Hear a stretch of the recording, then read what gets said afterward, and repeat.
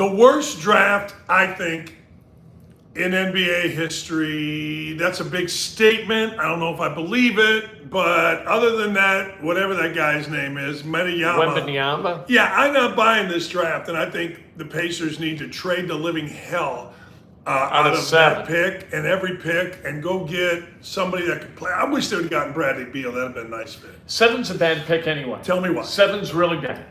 Because it's exactly what Kevin Pritchard said. And he said this, what you're shooting for is upside, ceiling.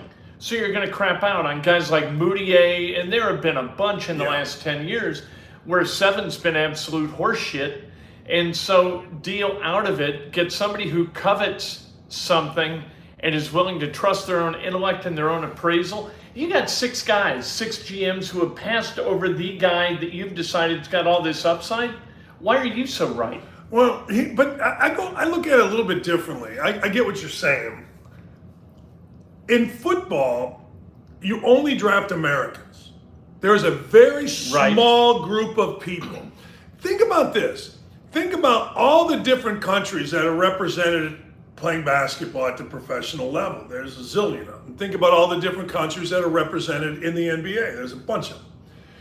And the 7th person across the world eligible for the NBA draft can't help you? If you think about it that way, you're like, and I believe he can't. I believe there's one guy, Victor Wembanyama, and look, don't get me wrong, some guy will score some points on a team and all that kind of crap. But you think about it globally, baseball, hockey to a certain degree, and basketball, the 7th player in the entire world that's eligible for this draft can't help a mediocre to bad team. I don't think he can. I think you're right. But it's amazing when you think at it that way. If you take all the 7th picks, and I know this gets into some numbers, and numbers can kind of fool you, but you take all the last 7 picks at 7, they average in value over replacement player 26th in each of their drafts. Yeah. And the only one who outkicked its coverage or outkicked its selection spot is Julius Randle of those 10. And I don't want him on my team. No. I'll give you a better one. Yeah. The last 10 first picks in the draft. Oh, yeah. Not one has elevated their team. There are more, quote, bust, pain in the ass in the last 10. You got your Anthony Bennett's, you got your Foles. The only guy, Zion Williamson. The only guys that are close to elevating their team is, and if you want to say they have, but it took 2 of them, is the kid out of Georgia that played for Crean. What the hell's his name? Edwards. And Karl Anthony Towns. Yeah. That's it. And I'm not even so sure that the Timberwolves are elevated. I mean, they made the playoffs, but I'm Cade Cunningham, Pacheco, Zion Williamson, Markelle Fultz, Anthony Bennett. Well, what the hell is the matter with general managers? What's the matter with these people? I don't know. That's the first pick in the draft. And when they got drafted, you have to have them. Oh, you can't get out of the pick of Zion. And you're right. But when you're fat and you're more interested in, stooping strippers or online girls or whatever the hell Zion Williamson is doing, the fat's the biggest thing. Everybody, Andrew Bogut had a great comment. He goes, look, you've seen the story on Zion Williamson, right? Yeah. Okay. So Zion Williamson gets a woman pregnant. That's not the girl that he's supposedly dating, and she's mad, and she's going to show all the sex tapes of Zion Williamson. Who wants to see 2 fat people screwing? Not me. I don't. It's like Lee always says, I can see that in my own bedroom. That's right. I got a mirror. Lee always says, you don't need to be affectionate in public. Nobody wants to see old people kiss. And I'm like, yeah, you're right. But who wants to see fat people slopping around? The bigger story would be if there wasn't a sex tape between Zion Williamson and some porn star. But anyway, that's where we're at. That's the level of these guys. And so 7 is bad. Okay, Wembanyama is supposed to be so good. Maybe he is, maybe he isn't. I don't know. But the 2nd pick is between a guy that shot 1 for 10 in the NCAA tournament, Brandon Miller, and some scooch guy that played in some league. And Brandon Miller. Yeah. So this guy's stupid enough to bring a gun to a buddy that led to a murder. Do you worry about that? I worry about that. I'm not that big, like, oh, we've got to have high character guys. I don't mind a team bus unloading and people thinking, holy cow, who are these people? I don't mind that. But the guy conveyed, whether he knew it or not, he had people in a car who were ready to do murder. That says a little bit about the friendships that he has developed. And you would hope, and it doesn't matter. I've said this forever. People say, well, John Morant's situation is going to scare these guys straight. Let me tell you what Bob Knight and I discussed when we read all that about Magic Johnson and unprotected sex. Well, Magic Johnson's age is going to scare these NBA players. And I'll never forget, Knight and I were talking. He goes, what do you think about that? I knew he was testing me. I go, I think that lasts 5 minutes. I think, Magic got, okay, well, maybe they didn't have sex with boys. I don't know. But all I know is this, that shit don't matter. None of it matters. So I'm worried if I'm giving that kind of money. Yeah. And I would want to know exactly why, what, why, how that all transpired. I would want to know everything about the kid because I'm giving him, let's be honest, if you're a first, second pick, you're giving them your job because guys get fired for flopping in that pick. Maybe not the 7th, but guys get fired. So I'm not saying you can't come back from it, but I want to freaking know. And I want to know the truth. There are people, this is a little bit timely and maybe a little bit ghoulish, but there are people who next month would go down in a submersible and pay $250,000 to do it, to go see the Titanic. Of course. We don't learn nothing. No. We are dopey. We have the power of language. But nothing else separates us from the animals. No. Oh, God, no. We're morons. We couldn't. It isn't ghoulish. It's what you're saying is fact. It's sad what's going on. But when you read about what was going on down with that Titanic thing, they cut corners. They didn't hire the best people. They hired for diversity. They did all kind of things that the modern idiot does, and you get modern idiot results. Yeah. And next thing you know, you're exactly right. But I always thought that the Magic Johnson thing was classic because so many, pro athletes aren't going to. Are you out of your mind? I gotta tell you, some guy was watching the press conference calling some freaking hoe and giving her the business while Magic Johnson was announcing that he had AIDS. Yeah. What are you, crazy? Stop it, stupid. What are you talking about? How about Jalen Hood-Schifino and Trayce Jackson-Davis? Does it matter where they're taken in terms of how Indiana is perceived by recruits? It helps, sure. It can't hurt. Yeah, it helps. You go to Duke, you think you're going to be a first rounder. You go to Iowa, you play football on the line. Basically, every senior starter gets drafted. So yeah, Woodson and those guys, they can promote that. Sure, I think. Trayce Jackson-Davis was a 5-star kid coming out of high school. He stayed 3 or 4 years. He got good enough to where now he's a first-round pick. I think that speaks more volume, regardless of whether he's picked first or 32nd. I think that speaks volumes for the program. Here's Schifino, highly recruited kid. We let him play his game. He got 30-some in the biggest rivalry game. He goes 15th. This is what we're going to do for you. 100%, I think so. Yeah, you like Schifino as a pro? You like Hood-Schifino? Yeah, I think he's George Hill. When I see him, I think he's George Hill. He can shoot it enough. He's not the quickest, but he directs a team. He has control of the ball, has control of himself. And George Hill's had a fantastic NBA career. So, I think, unless his uncle gets involved, who was a maniac when I was at West Virginia, and I had to kick him out of there, and frickin' Beeline had to kick him out. Unless he gets involved, I think he'll be fine. The Trail of Tears for I wonder if they have like a support group. I was kicked off a program by Dan Dockich. All right, quit a program. That became a big thing in Bowling Green. Oh man, but I think both. Yeah, you sell that, right? Even I think I saw today that Indiana was promoting their pros, and you got to. Yeah. Can I say something about Indiana? They had a thing for the basketball camp. They had a thing on the Jumbotron when I was wandering through there. Yeah. Saying goodbye to JD. I say goodbye to JD. Yeah. We build pros here. Yeah. Some deal like that. I got to tell you about Indiana. So the other day, Mike Woodson and Isaiah Thomas have made gazillions. It's like Woody's still taking money from Indiana to finish third. Isaiah has all this stuff. I was getting my little shots. Isaiah's got all kind of stuff. So we get this thing. Former players get this thing. It's from Isaiah and Mike Woodson. And they want us to donate $5,000 to $10,000 to basically spruce up Bob Knight's Coaches of Champions thing at the Basketball Hall of Fame. They want, like, and I sit there and I laugh my ass off. Like, well, you know, Mike Krzyzewski's in there, Pat Summitt is, Dr. Naismith, Krzyzewski, like, we need that for Bob. And I'm like, okay, you two. Yeah, right. I mean, God dang, you two guys got more money than God. You're still sponging off Indiana University, one of you, come in third. I mean, God dang. I mean, yeah, let me give $5,000 so I can decorate Bob Knight's grave at the Indiana Basketball Hall of Fame. Are you out of your freaking mind? I laugh every time I get that thing from those two.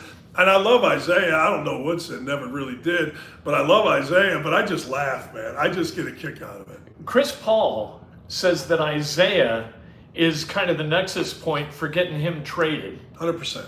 You think? Oh, I know. Yeah, he's tight with Ishbia, and he's the owner. I'm not gonna be surprised if Isaiah doesn't have a role in there. I'll say this for Isaiah. Isaiah is a little bit, I think, underrated as a guy, as a basketball guy. He has been involved, and the only reason I know this is my brother's his lawyer. He's been involved in more good deals than bad, but they're not public because he's always behind the scenes. Isaiah Thomas has not been out of the NBA. He's been right in the middle of the NBA. People just don't know it because Isaiah Thomas is on the wrong side of the media. You know, the whole thing in New York put him on the wrong side of the media. And it's his own fault. I mean, you got to win or go home, right? I mean, that's just it. And Indianapolis media, Pacers media, has always said that Isaiah just straight lied to them. Oh, yeah. Like you can make the media happy and make the media cover you well without lying. Sure. You know. Sure. You don't have to lie to them. No. And I don't, like I said, does that really impact his ability to know what's best for a team because he lied to the media? No. Of course not. So, you know, somebody like Ishbia could care, I mean, Sheba, whatever, Matt, he's a really good dude. He's the owner of the Suns. He doesn't care whether the Indianapolis or the Detroit or the Miami media, all he wants is a guy in there that he can trust. Right. In every job, it is about trust. Why doesn't my son play? I don't trust your son to play. I see him every day in practice. He doesn't play the way we need to play. Well, you know, in games, he hit a jump shot. Okay, great, but I got to trust him. You know, you got to trust a producer. You're a boss down there in Bloomington at your radio station. You're going to put people in the air that you trust. That's just the way that it is. Right. And so, you know, I don't care whether you're a bazillionaire, you're an owner of an NBA team, you've made more money than God, you still want to surround yourself with people that know more than you about a particular situation when you're in that situation.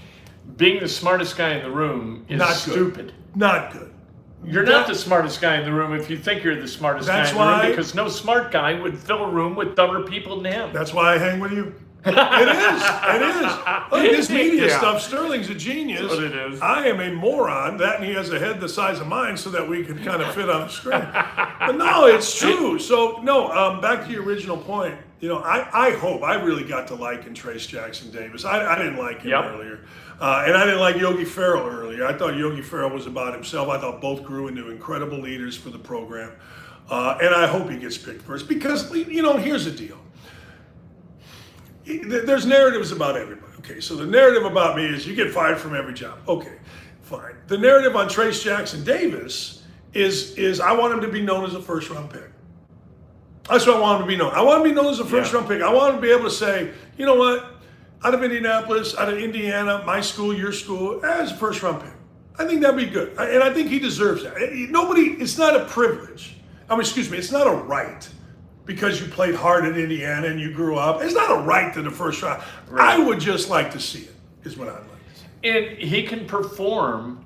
Like if you look at the 2012 draft that we talk about all the time with Miles Plumlee going 26th, and then Draymond Green and Jay Crowder and Chris Middleton all going in the second round. Yeah. You can get a guy in the 30s who is going to help you win basketball games. There's always a guy in the 30s who can do that. They've always got kind of a wounded wing somehow but they can do other stuff and they can do it at a high level. And it sounds like Trayce is wired for I that. think so. Now, look, people are going to make a big deal about the shooting. Yeah, I get it. But let's be honest. You got to be. He's got to. I'll say this. He doesn't have to be a 40% 3-point shooter. Now, maybe down the road he does, but he got to be able to make a base. He got to be able to make a middle of the floor 15, 18-foot jump shot. Let's stick with the Pacers. Okay. Because Myles Turner just drives me crazy. Yeah. Can he fit here? Can he be a part of a winning team with the Pacers?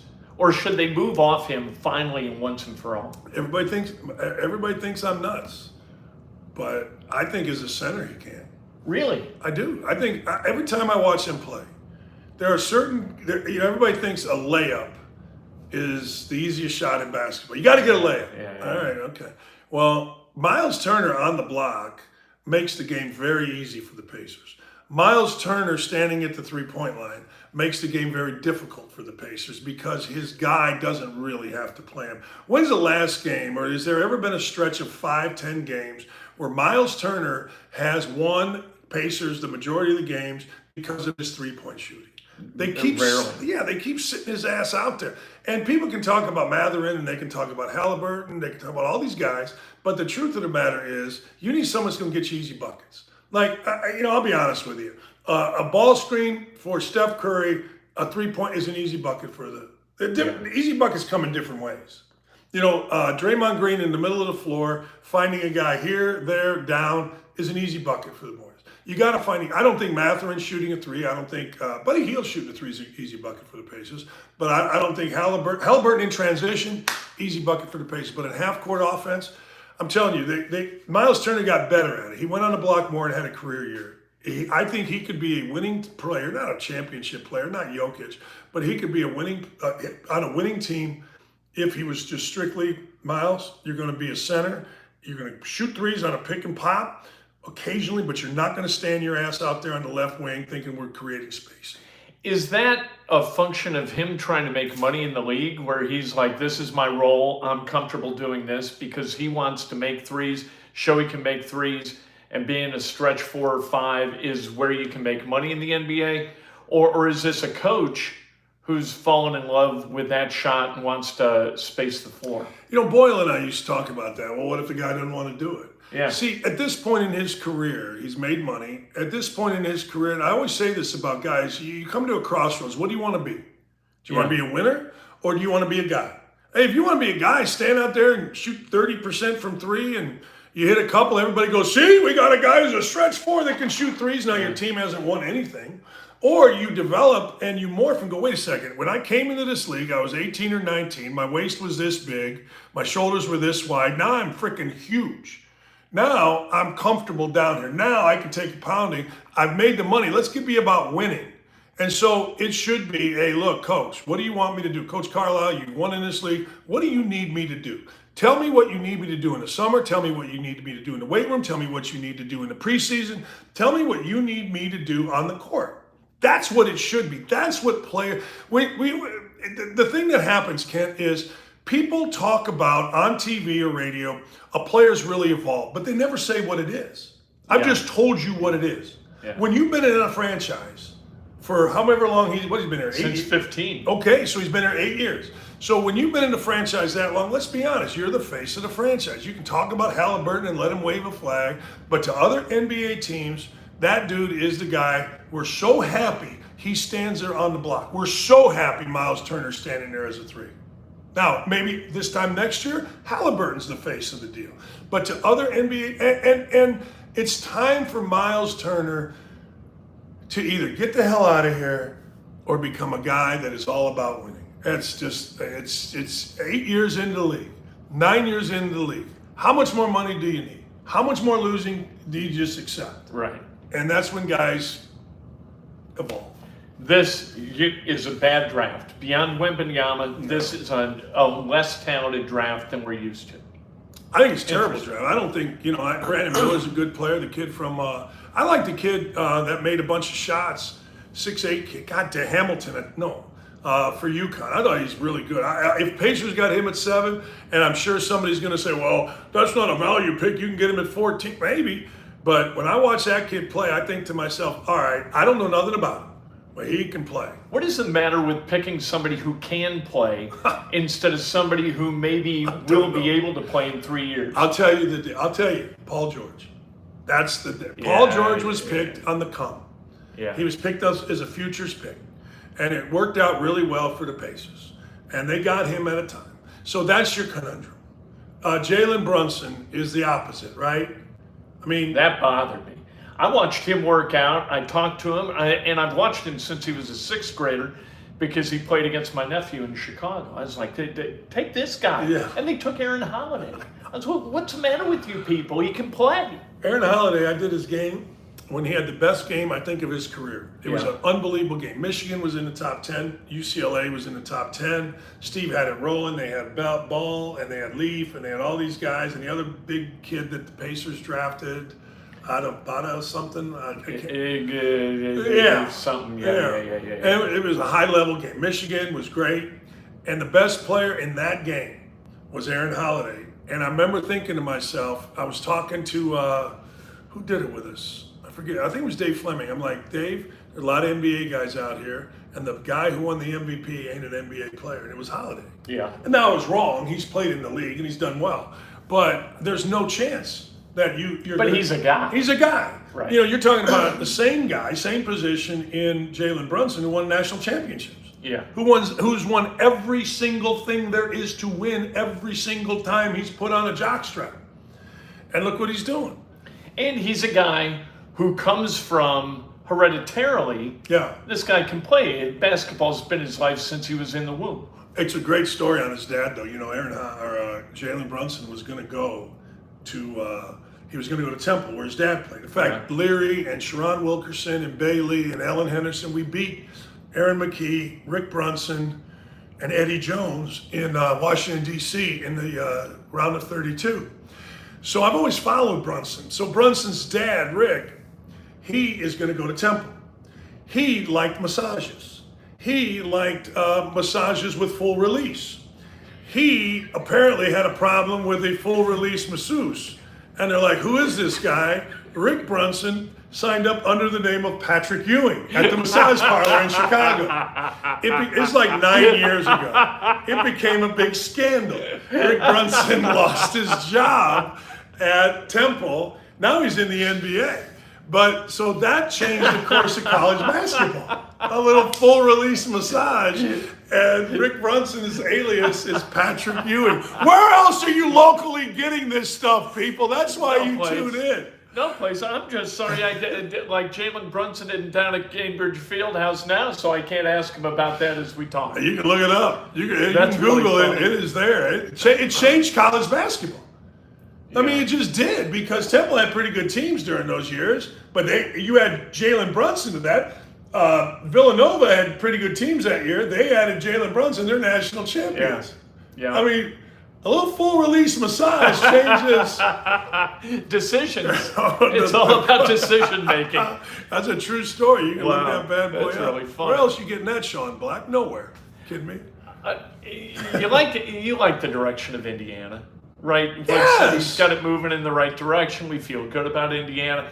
Do you like that? Like Indiana is not recruiting Indiana. I like for Indiana to be about something, and God, we haven't won in forever, but to be about something other than winning. I like the winning to represent some kind of theocracy. There's an Indiana-centric theocracy I like to see in place at Indiana. Winning without it, I don't know whether it would mean as much, but I'd like to find out. Yes to all of it. I just saw Joey Hart went to Kentucky. Now, I don't know if Joey Hart's any good, and I've known the dad and everybody, I think the grandfather as well, but so he I guess, chose Kentucky over Indiana. I don't know whether that's true or not. I know he visited Indiana, but I'm kind of with you. You said something a couple shows ago that I didn't really pay attention to. You're like, yeah, Purdue recruits Indiana. Indiana doesn't recruit Indiana. And I'm like, man, I guess I didn't realize that. I don't know what I was looking at to not realize that. I mean, but when you look at it, this goes back a little bit, and you don't want this to be repeated, this goes a little bit back when we got Andre Patterson and Neil Reed and Charlie Miller, and Purdue was getting like the McQuaid brothers from up at Purdue and the Austin brothers, and and we were getting our ass beat, particularly in games against Purdue, because it meant more to those guys. Now Woody's done a good job of beating Purdue 3 out of 4, but I'm kind of with you. I didn't realize it until you said it. Now it's not hey, look, winning's, who gives a shit? Win. Like, right. Yeah, I would like, the end of your thing there was, I want to find out, and I'm with you on that. I got it in the mid-'90s with Indiana, not recruiting Indiana, because Indiana players at that point weren't very good. We wanted Brad Miller, but he gets drunk and has a problem in high school, and all Knight's buddies up there, they wouldn't, I'm sitting there going, look, I just watched him play. Yeah. We need him. He can play. Yes, and all Knight's but he does this, he does that. I'm like, hey man, I can't argue with the fishing boys and the dove hunters. You win, man. You win. But you said that, and I guess maybe Rob Finney hit a shot or two against Purdue, and he's from Indiana, so I'm like, oh, they got Indiana kids. Yeah, but they don't. Right. They don't. Let's talk about the Colts for a minute. We're in that dead period. Yeah. This is when it really kind of pays off, when you have less talent but more character. In the dead period, sure, you're not going to get a phone call like the one that the Dolphins got about Tyreek Hill. That's not going to happen very often with the Colts. So they sleep well during the dead period, but they lose sleep during the season. I always said, man, I was a bad mother in April kicking players off my team. Yeah. And then November, I'm like, oh, shit. We'd have been really good if we had so-and-so. I could use 6'7" with a silky touch. Yes. Hell, he was just walking down the street drunk. He wasn't really serious about it. You're right. So let me go this route with you. And I'll add something to that. Okay. Guys of character are going to actually, it's not only you don't get the phone call, they're going to make you feel good, because you walk into the building and man, they're in the gym. I call it in the gym. Yeah. They're in the weight room. Yeah. They're in the facility. They're running passes. They're catching balls. And so you don't only not get the Tyreek Hill call, but you feel good, right? Yeah. Look at our guys, man. We got dude. And then you watch them play and you're like, they can't. And the people in the building are going to be like, hey, I just met Juju Brent. Great guy. This could not have been a better person. Unbelievable. Great perfect what we want here. Yeah. Yeah. And then let's see if he can cover somebody. Then you're 3 in a million. You're like, shit. You know who said that? I'll tell you. And I was still on the fence. I was still in my moral high ground. And Rick Venturi was talking about LeGarrette Blount coming to the Colts, because there was a time when LeGarrette Blount might have come to the Colts, and the Colts needed a guy. And Rick would do my show, and he's like, look, we're not having choir boys here. We're trying to win football games. You can't have a ton of them. But I'm telling you, man, I am telling you, that changed me. And then I watched LeGarrette Blount go over to the Patriots and become like MVP of the Super Bowl and all that. And I'm like, I just called up Seth Greenberg and Fran Fraschilla the other day. I said, hey, Huggins is out at West Virginia. I can't be the head coach, but I can be the Dobo. I'll be your Dobo. We'll get a sack full of cash, because that West Virginia's got all this NIL money. We'll win the NCAA tournament, and we'll drop a big bag at half court and wave goodbye. That's how much I've changed from the sanctimonious Bob Knight, we do everything right. I don't care anymore. I just go get some dudes that can win for you. You're not walking in with your Martin Luther 95 rules of religion, are you? Not anymore. Can you believe that Bruce Pearl had a cookout for Aaron Kraft? Oh my God, he's the worst human being alive. I always, when I really had a metamorphosis, when I realized, good for Calvin Sampson, because he was calling good players. Yeah. Like Calvin said, I always tell my kids, if you're going to rob a bank, don't do it for $10. He was the three-way calls were to quality basketball players. Morris Brothers, you had Robbie Hummel, you had Demetrius McCamey, you had all these guys. Like, all right, Sampson, you at least were going to get productive guys when you went down. So, hey, look, if you're going to cheat, win. That's what you mentioned, McCamey. And I watched McCamey all through high school because he played for the Illinois Wolves and he was in Ryan's high school class. And so we went up to Madison, and this is where I learned it wasn't enough to just tell me, don't watch the ball. I learned how not to watch a ball from sitting with you, and we walked into the hotel bar, and you watched for like 2 possessions. And you're like, okay, North Carolina is going to win this game by about 6. And I said, how do you know? He goes, you said, look at McCamey. He'd just stand in the middle of the floor spinning in circles. He had to know where he's supposed to be on defense. Yeah. They're poorly prepared. That team's not going to win. Bam. You were like on the number. I was like, okay, I'm not watching the ball anymore. I'm going to watch to see if Dimitri McCamey is spinning around, at the top of the key, not knowing where he's supposed to be. I call that the AJ Guy and Luke Reicher effect. I couldn't stop watching them because they did not play basketball the way Indiana. They were the first guys that were all about themselves that were allowed to play. And they never developed out of that. Well, Reicher left, but they never developed out of that. I couldn't stop watching AJ Guy on defense. And people would be like, oh, he hit a shot to put us up 3, but we lost. And I'm like, well, yeah. Okay. And he's a nice kid. And I've actually felt bad being critical of him over the years because I recruited him, but it just drove me nuts. It's just like, Jesus Christ. At least act like you won't play like an Indiana player. McCamey was actually the poster child. We're probably boring you folks with these names, but he was a poster child for good enough to get you fired. Yeah. Like he'd hit some threes, and we're down 12, and we came back to make it a 2-point game. He was a poor man's Eric Gordon. Yes. He could create contact, finish at the rim, but that was about it. No, and he dominated the ball. Yes. And Evan Turner was the guy on his AAU team who just kind of stood at the wing, hoping to get a touch once in a while. Same high school team. Then he goes to Ohio State. He's unbelievable. And I was like, I remember that guy, but I was always watching McCamey because I was always watching the ball. Don't watch the ball. In football, don't watch anything other than the line and then pick up the ball. It'll tell you exactly what's going to happen in the game. Why do people drive drunk? Tell me this. Like Huggins getting a DUI. Huggins has all the money in the world. Call an Uber or, hit a button. What are you doing? And you think you can get away with it? There's no consequence? I think there's 2 separate things. Did he want to get fired? Let me explain this to you. All right, tell me if you think this is nuts. People are saying, well, he's got to get help. How do you know? How do you know he doesn't like his life? Huggins likes boozing. He likes hanging out with the guys. He likes that. That's a part of his. I did an interview with him. Seth and I did Greenberg, and he's like, yeah, man, I got to get done. Happy hour starts at 5, and it was like 4:30. And he was serious. So people say, well, he's got to get help. Yeah. Well, okay. Well, maybe it's a little red flag. A little bit, but maybe he likes the life. Yeah. Maybe now his daughter said he was going to go to a 60-day rehab and blah, blah. Okay. For what? To save his job. He's 69. Right. He's got a ticking time bomb in his chest. Why would he change? Exactly. And I applaud West Virginia for saying, look, you haven't been that good as a coach in the last 10 years. Right. They were 4-14 2 years ago. They didn't make tournament this year. And you embarrassed everybody with the homophobic slurs. This isn't the first time, he showed up at appearances alcohol fueled. I'm not going to say drunk, but I've had so many people tell me this. And now, when you are on probation, you decide, I'm going to drive so hammered that I don't know what state I'm in or what city I'm in.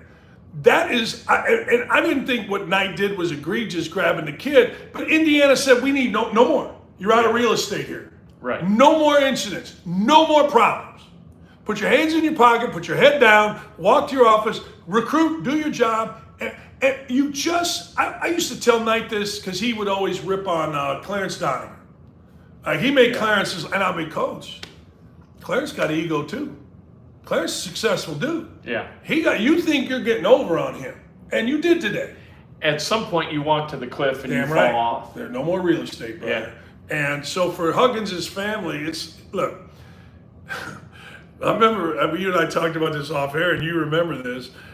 Timmy Knight and Patrick Knight, no former players can go to games. Yeah, really? Okay. What did Larry say? I think it was Larry or Evans or both said, hey, I went to the University of Indiana University. I go to the University of Bob freaking Knight. Yeah.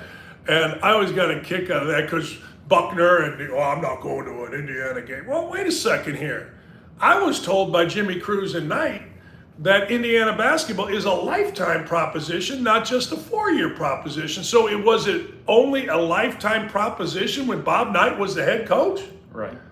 No, it was a lifetime and the families, it's like squatters. I've been reading about squatters. Like the family, the daughter, Timmy Knight, Patrick Knight, they become squatters. They love the life so much. They don't give a shit about their dad. Timmy Knight and Bob Knight haven't talked to each other in like 10 years. Yeah.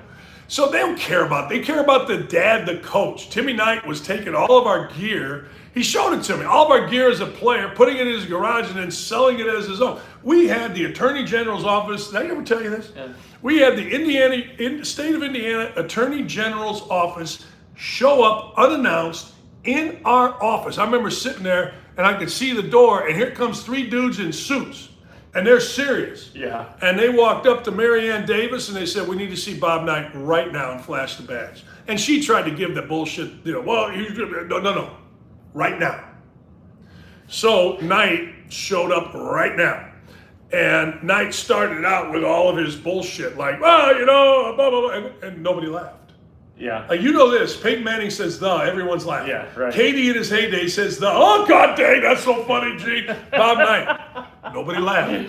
They go, Coach Knight, you're under investigation for fraud. And they laid it out. Timmy Knight was offering kids a camp deal. A pair of shoes, t-shirt, $100, $200, whatever, and you get it at camp. He was like 3 years behind on this shit. And enough people had said, hey, wait a second. We're complain, to where they had a file on this, and they came in, and they were going, and Knight went from this bombastic, to, yes, sir. oh, God. I mean. What can I do? Timmy, get in here. Oh, I'm telling you, man. And so, but the family gets involved.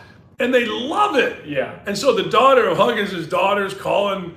They stuck with this guy when he was basketball mediocre, alcohol-fueled numerous times at appearances. Hell, in Cincinnati, he had strippers. He brought strippers into the coach's locker room, the players' locker room, after the kids went to bed at kids' camp. Every coach in the state of Ohio will tell you this. That's honest. He would have strippers in the locker room, in the coach's locker room, for the coaches, at kids camp. So I remember I'm like, hey man, we would like you to work our camp. No, Dan, I love Bob Knight, but that coincides with Huggins' camp. I go, what's the deal? He goes, well, here's the deal. And then he would have this buses, they called them the DUI bus. I actually called them the DUI short bus is what they called them. But he would have buses that took coaches from the camp at night after the kids went to bed to like Covington and all the rest bars and all that stuff. And then Hofbrau House and whatnot. Bring them back. So the families love it. Huggins a fraud. Life goes on. How about that? That, in a nutshell, whack. That's it. So. Hey, look. I always said this, and whether it was you at Emmis, me at Emmis, Tom Severino at Emmis, we're only there. Place is going to go on. Right. You learn that quick. You learn that. How they going to? You know what I did? This is how stupid I am.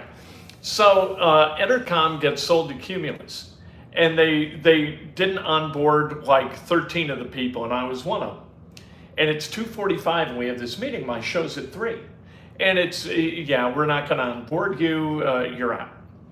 And I said, okay, all right. And they went over like Cobra stuff, and I said, listen, it's almost 3 o'clock.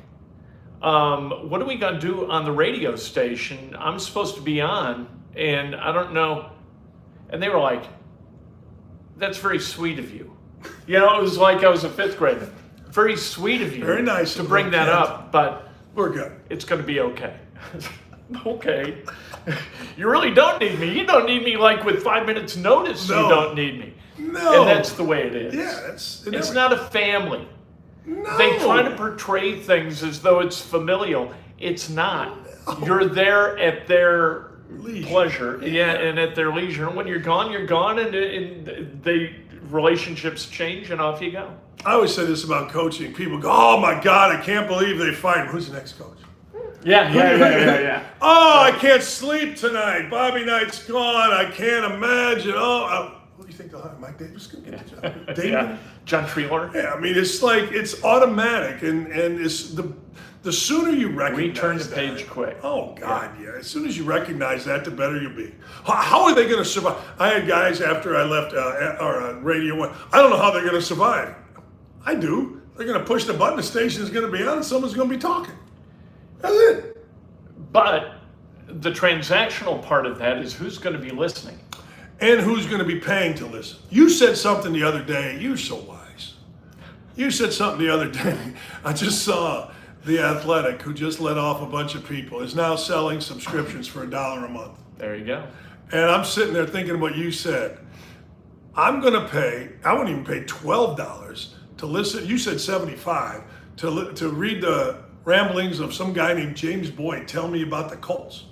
Like, look, I would assume that you pay, whether it's ESPN or whether it's the Athletic or whether it's any of these sites that you pay for. I assume you pay, like Indy Star, for content that is unique and interesting and entertaining. Yes. You don't pay for it to be obvious and childish and immature. Well-informed, insightful. Yeah. And sometimes that's driven by age, maturity, experience, having been around the block. And I really like James Boyd, and I recommended him to David Wood. I called David, and I was like, you need to put this guy on the radio because he's funny, he's engaging, he is engaged, and he's informed. And there are guys in that Colts media room, and in a lot of media rooms, we won't make it specific to that, who are not even engaged in covering the team that they're paid to cover and then talk about it.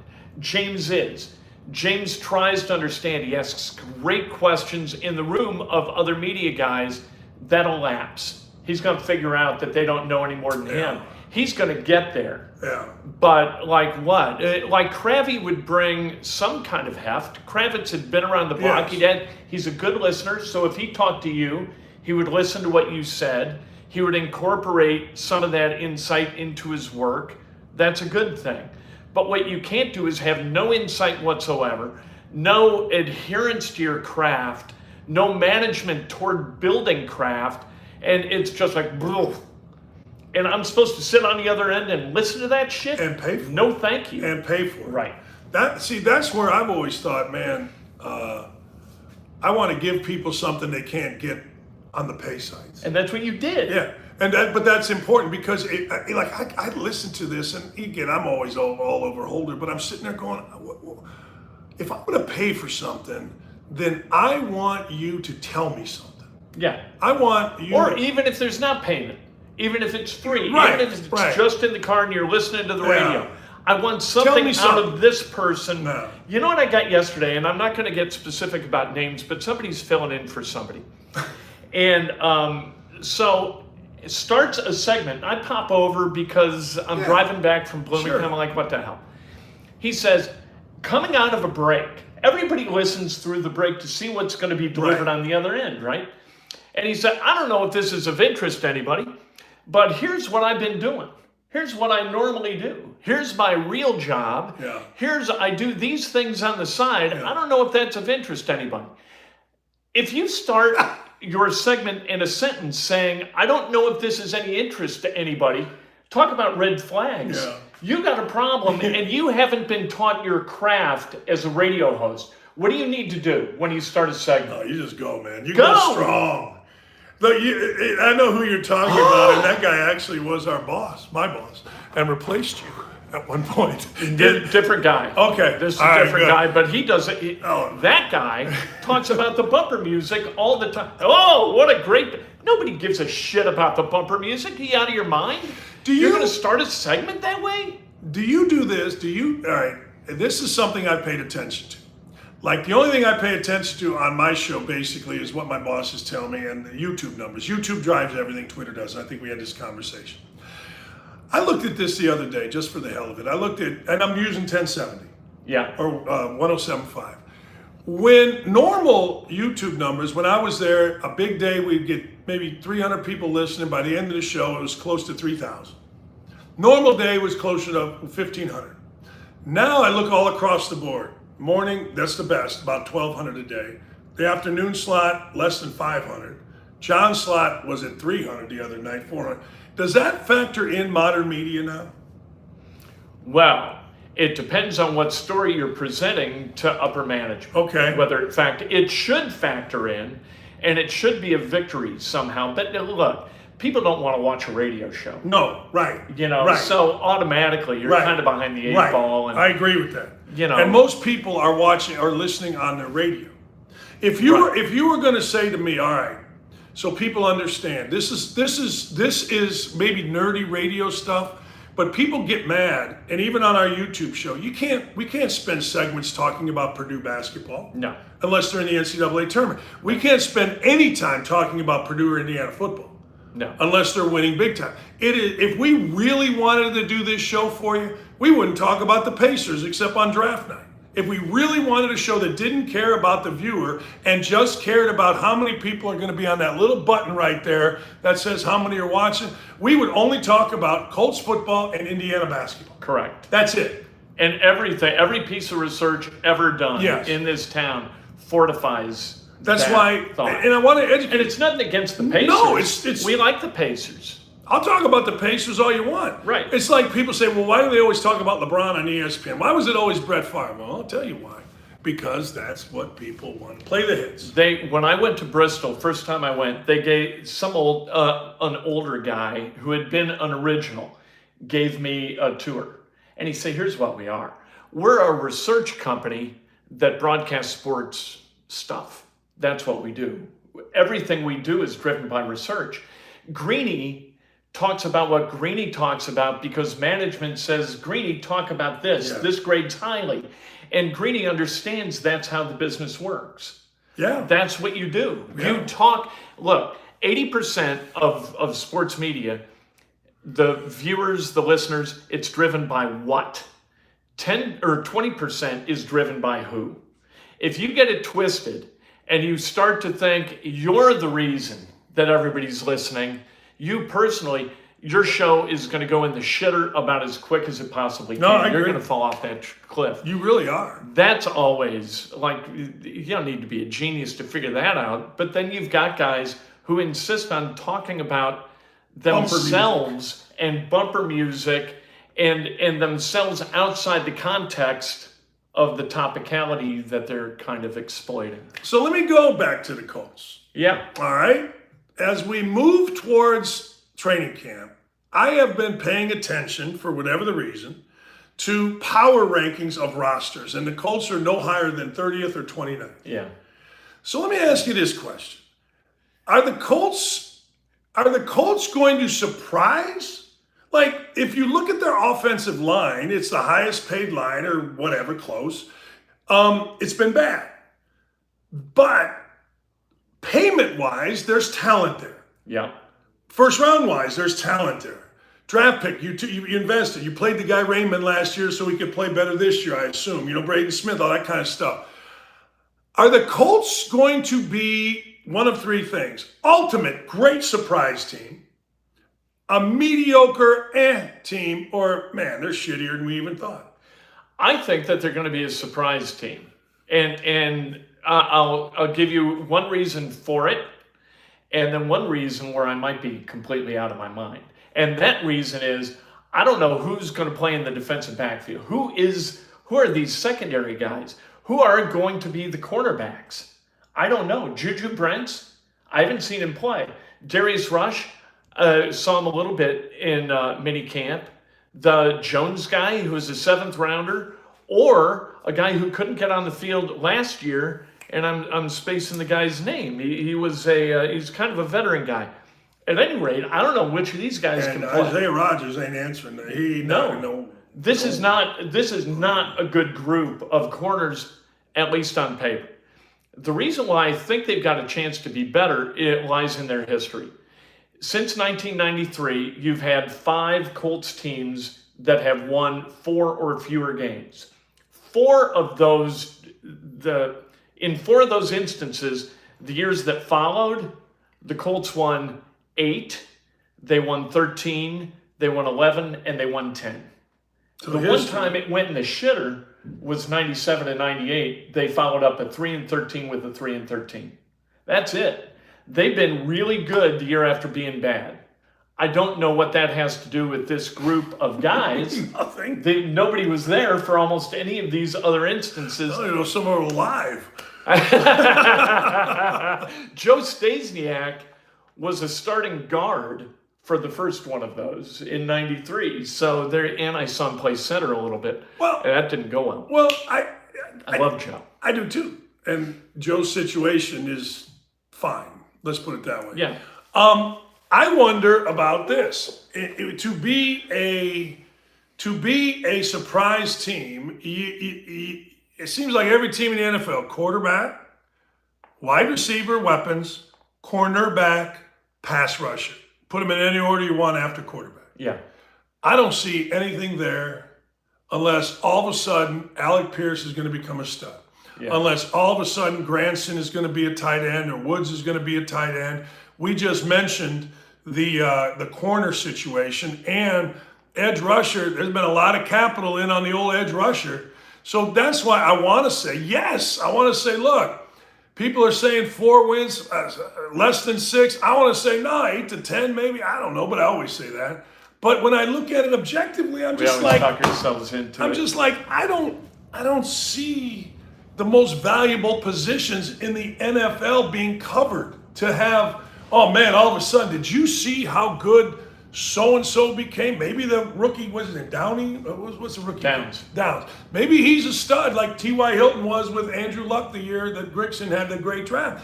I don't know, but when you look at it right now, you're like, they don't have the right positions in the current NFL covered. They do for 1973. Yeah. They got Dick Butkus in the middle. They got a good guard. Lionel Antoine is killing people. Lionel Antoine, that's beautiful. But I haven't thought of that guy in 40 years. Oh, that's a good one. Northern Illinois. They don't have those positions covered. And maybe. They don't have Wally Chambers. There's no Wally. I had a 60 jersey. Might have been 61, I can't remember. It was 60? Yeah, I had a 60 jersey, black. I was a stud. And then it became Dan Hampton. I got a little old for that.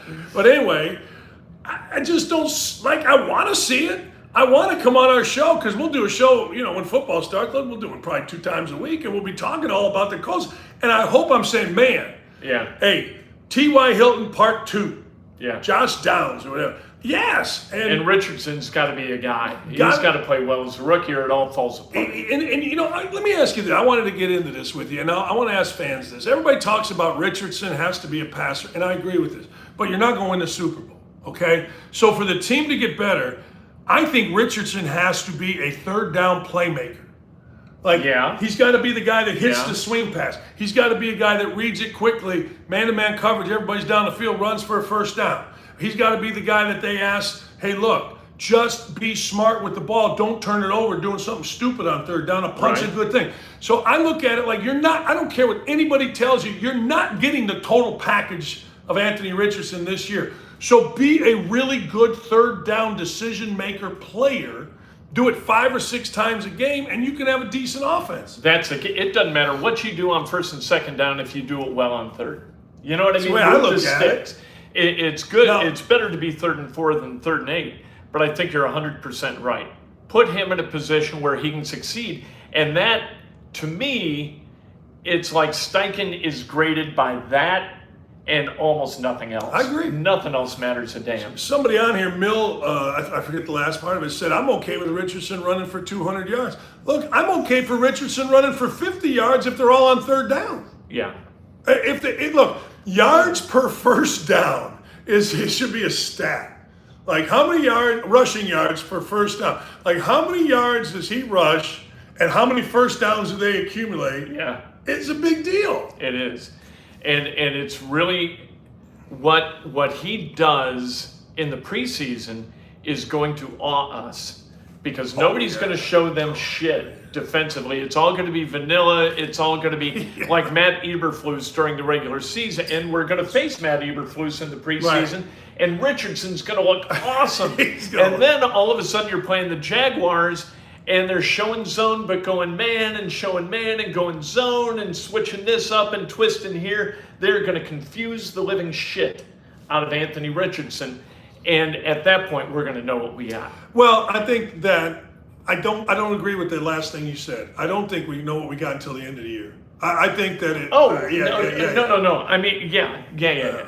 Right. Because I think he could get confused week 1, but he can't be confused by the same stuff week 5, week 7, week 9. You know what I mean? He's got to progress like he did last year with Florida. I agree. You know, he moved forward throughout the season and wound up the last 6 games a 12-2 touchdowns to interception. And that's ratio. the only thing I would good. look at. I mean, that's not the only thing I look at, but that's what you need to look at, because in football, just like basketball, just like baseball, by the time you get a week later, you forget what happened a week ago. Yeah. Like baseball, you know, the Reds right now have 10 wins in a row, and they are so much fun to watch. Maybe 9 wins. They are 10. They're so much fun to watch. I saw a guy beat out a ball at first base, that number 44 with 6 names. But that's 10 games in a season, and 2 weeks from now, if you've lost 3 in a row, everybody's going to forget about the 10 games. It's just the way we are in sports. Winning begets winning. Yeah. Doesn't it? All of a sudden, but you start to make 162 winning games, plays. though, 162 games, you're going to have winning begets winning, and then losing is going to beget losing. Yeah. I mean, it's too long. But the NFL, you know, I don't know. That's why I don't give a shit. Of all the sports, I don't want to hear about cap space or trades. I don't want to hear about nothing. But did you win? Did you lose? Because there's only 17 games, and every game is so freaking important. I don't give a shit. Yeah, but you know, Ken, we lost today, but did you see our draft choice? Give a fuck.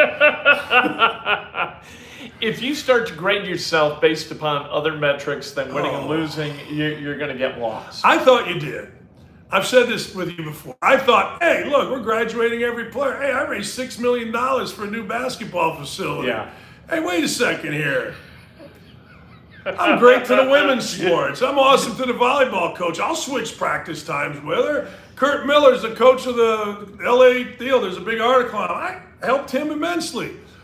Well, you got your ass beat. Yeah, but look at all the stuff I'm doing. No. God, no. It's winning, it's losing, or get your ass out of here and let's find somebody else, which is amazing that, don't make me go on another Ballard rant, but it's amazing that Ballard is still here given all the losing. It's amazing. It's astounding. He is very, very good at making it about something else. He only has to convince one guy. That's it. And that's the key. It. If you've got like a panel of elders that you have to convince, you got no chance selling that nonsense. All right, let me go to this. So, you ever watch Succession? Oh, yeah. Okay. So, even Logan Roy Yeah. and the Roy family, they had to answer to a board. Yeah. Ain't no answering to a board with the Colts. You just answer to Jimmy. Yep. Right? I mean, the daughters got their headsets, and I'm sure, you know, publicly, I know he does it. I know her say, oh, my daughter's this. Privately, he's like, hey, fuck what they got to say. Now, let me tell you something. You know I'm right. Yeah. If Logan Roy had to answer to a board, and Chris Ballard does it, the world is upside down. And how did Logan Roy treat the kids? You know, I mean, you know, I think we can learn a lot about how the Colts operate based upon how Logan Roy handled, you know, the Roy family in Succession. Maybe. I don't know how the we could be wrong. family. Yeah, it's all lovey. It's all kumbaya. We love them.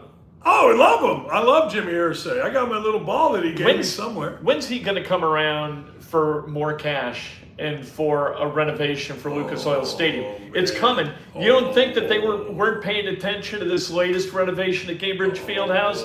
Hello? People say, all right, you tell people, because you probably know better than I, but I know pretty well. The competition between the Pacers and the Colts for that kind of shit is like Indiana, Purdue, Hatfields, McCoy. You name the rivalry. Extreme. Yes.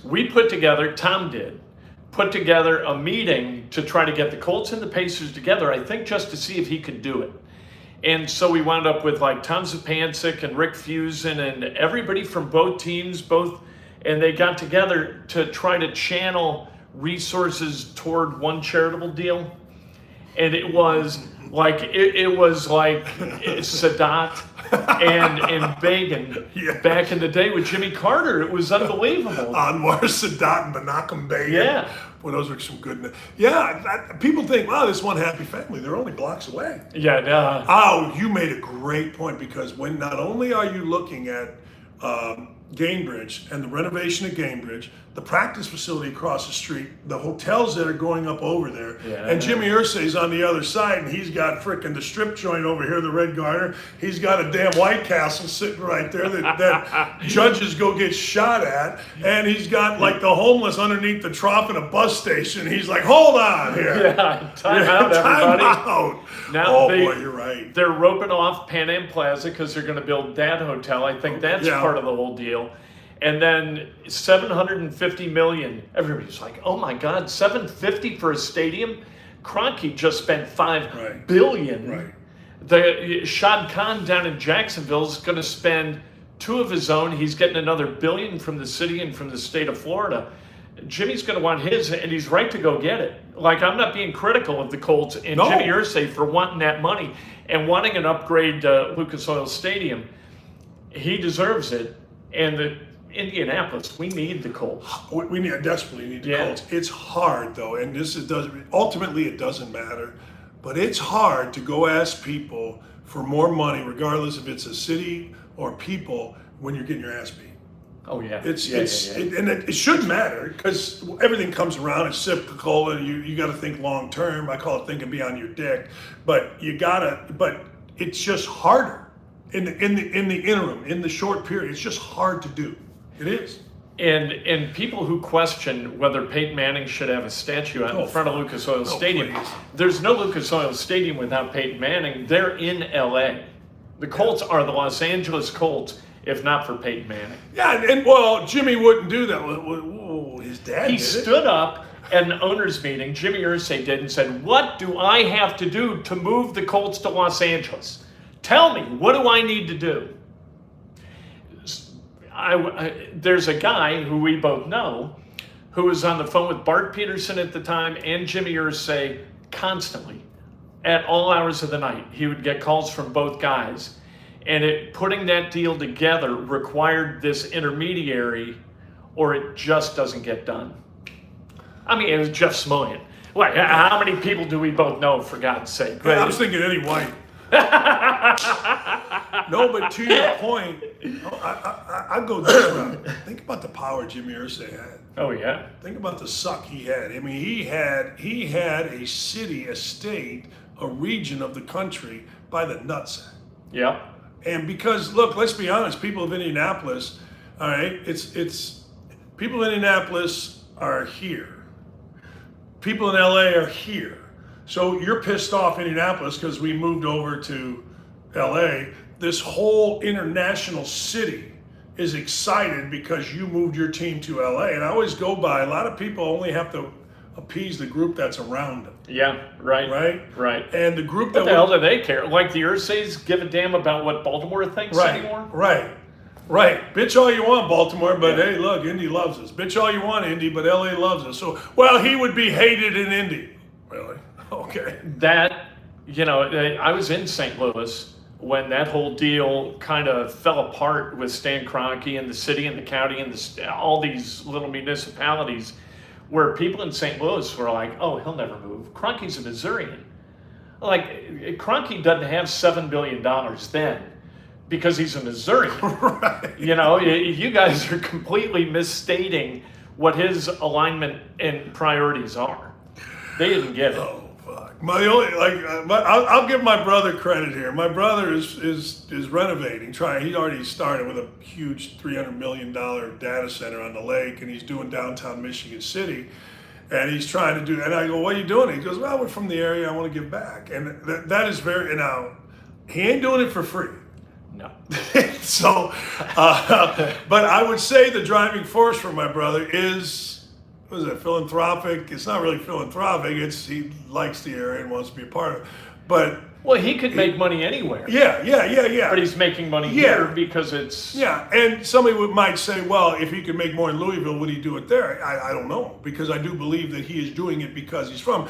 And my point is, Kroenke is not keeping a team there because that's where he's from. That doesn't happen normally in business. I think it's an outlier that my brother is so enthusiastic about helping the area we grew up. I think it's an outlier for business. Right. Now, again, he's going to make money. He's not going to be generationally wealthy, but he wants to be involved.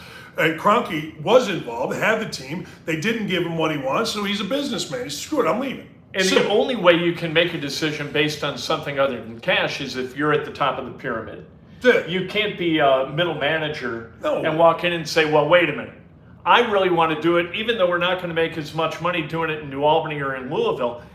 We're going to do it up in Michigan City because it makes me feel good. The CEOs or owner going to tell you to get the hell out of his office and clean out your desk. Yeah, no, you go buy the guy some gift certificates to the Hyatt Park Place in Michigan City, and you say, here, go to Michigan City, goodbye, get out. I'm paying for a weekend for you. Pack your shit, take your wife and kids, it's on me in Michigan City. Fuck you. Right. Well, we cover a lot of ground. There you are. Don't we? You never know. I told you it's live, and so we get distracted. It is unscripted. We start strong, and we finish stronger. Damn right. That's what we do because we dominate the mic. We're not just here to entertain and inform you. We're here to teach people in media how to do their damn jobs because they need that. This is you're getting a master class. This is a master class. We get comments, and I get like texts and DMs from people who are, hey, thanks for talking about media. I'm learning so much about media. I mean, he studied it. I studied it. I mean, I act like I didn't, but that was my major.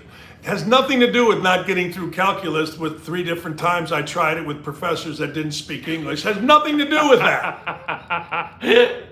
We'll see you next week. Yeah, I got to go to the bathroom. All right. See you.